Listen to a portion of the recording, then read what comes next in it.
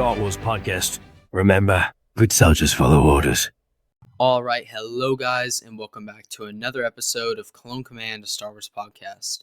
So in today's episode, we are going to be reviewing Skeleton Crew Episode 3, and we're also going to be talking about new Star Wars leaks that come directly from Lucasfilm. So I'm going to be honest, guys, I'm pretty excited for this episode.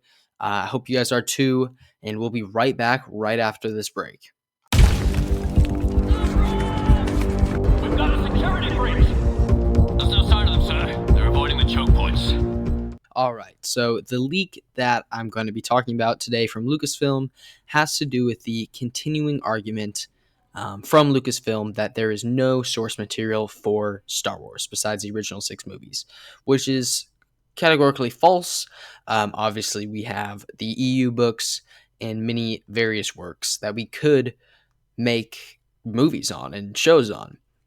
And honestly, for hundreds of years, there's so much stuff out there. But they refuse to. They refuse to acknowledge that the EU exists for some reason. So that's a very big problem that we have. And well, it's a big problem for them because they will not acknowledge that EU actually exists.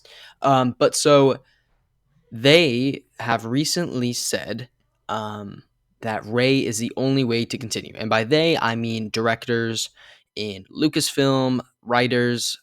These are just leaks that have been heard from insiders. But they've recently said that, Rey is the only way forwards. I think one person said Rey is the only thing we have in the closet for new Star Wars content, which I think is ridiculous. And there's another one that said Rey's character arc is so compelling that people want to see more.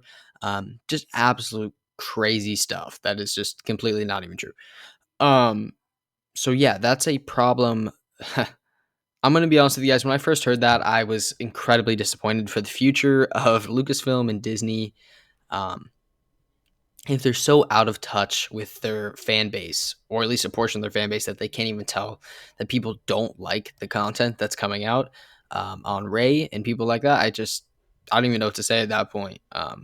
It makes me more happy for people like Star Wars Theory and Email. I know we've gone over them on my channel a couple times, who are just making their own fan fictions, taking the EU books and just adopting them. I just think it's great, and I feel like we need more of that.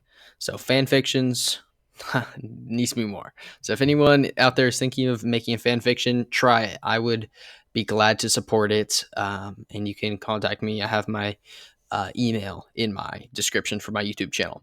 But so that is the recent news out of Lucasfilm. Tell me your guys' thoughts in the comments. Personally, I'm not excited for that, if that is the current opinion of Lucasfilm directors and writers. And the other thing we're going to be talking about is Skeleton Crew Episode 3. So yeah, let's get into that. First off, I just want to reiterate something I said in a couple episodes, I believe, episodes ago, and that's that, honestly, suburban Star Wars is so cool. I love that they added it. I don't know. It's just really interesting to see that angle of Star Wars. I don't know. I feel like it was a good move. I do wonder who kind of came up with that idea, because it's something we haven't seen in Star Wars really ever. It's either like just a huge city, or a remote frontier outpost like Tatooine or something like that. So I do find it really cool that we get almost an in between.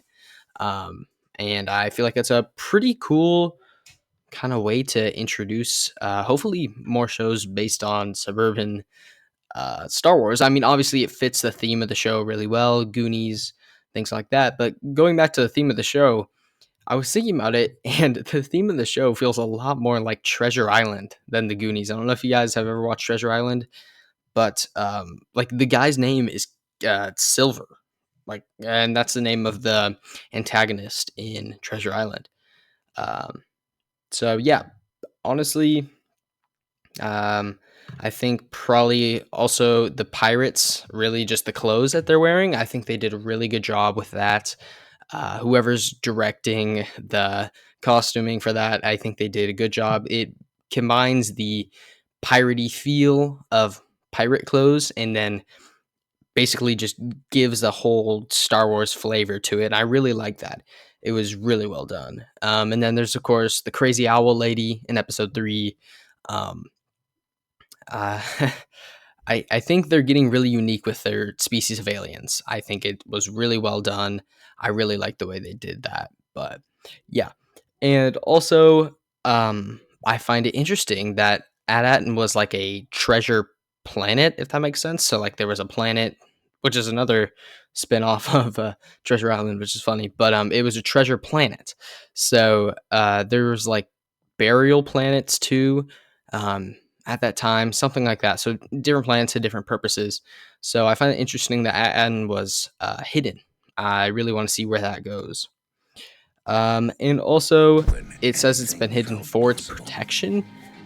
I don't know what that means. Maybe there's people out there trying to find the gold. We know the pirates are interested in it, but I mean, it's a whole planet. You can't just like take over a whole planet.